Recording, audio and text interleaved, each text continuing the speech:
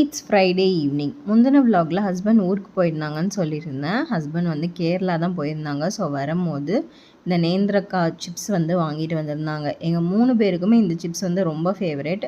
சிண்டுக்கு வந்து இந்த சிப்ஸ் ரொம்ப பிடிக்கும். ஸோ அவளுக்கு வச்சு கொடுத்துட்டு தென் வந்து அன்றைக்கி வெள்ளிக்கிழமைன்றதுனால சாமிலாம் கும்பிட்டாச்சு. தென் வந்து டின்னர் பண்ணுறதுக்கு ஸ்டார்ட் பண்ணியாச்சு. மாவெல்லாம் அரைச்சி வச்சுருந்தேன். ஸோ வந்துட்டு அன்றைக்கி இட்லி வந்து செஞ்சிடலாம் அப்படின்னு சொல்லிட்டு இட்லி ஊற்றுறதுக்கு ஸ்டார்ட் பண்ணிட்டேன். சிண்டு எப்போதும் போல் நான் தான் பண்ணுவேன் அப்படின்னு சொல்லிட்டு வந்து நின்றுட்டு இருந்தா.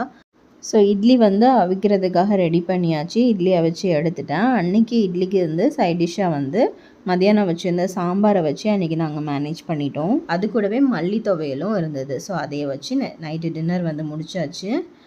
எப்போதுமே இட்லி அவிச்சிருந்தேன்னா எக்ஸ்ட்ராவாக கொஞ்சம் அவிச்சு நான் வந்து அடுத்த நாள் இட்லி உப்புமா பண்ணுறதுக்காக எடுத்து வச்சுருப்பேன்.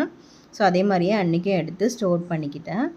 வெள்ளிக்கிழமைன்றதுனால ஹஸ்பண்ட் வந்துட்டு வெஜிடபிள்ஸ் எல்லாமே வாங்கிட்டு வந்து